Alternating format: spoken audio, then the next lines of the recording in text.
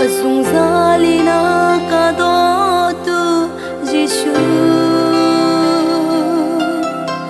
Azung zalina kado tu Jishu Nang malong na si Jishu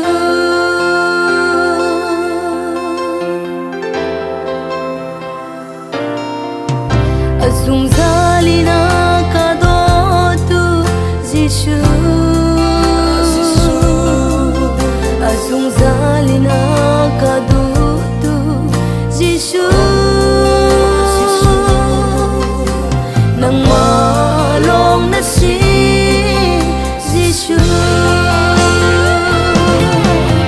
Asung loi tu ke kay sa Asung loi tu ke kansa Kansa anong pesiyang tu Jishu Asung loi tu ke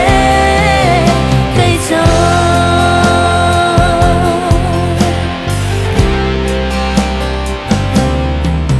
Sungzal ng mahe ungkadu Jishu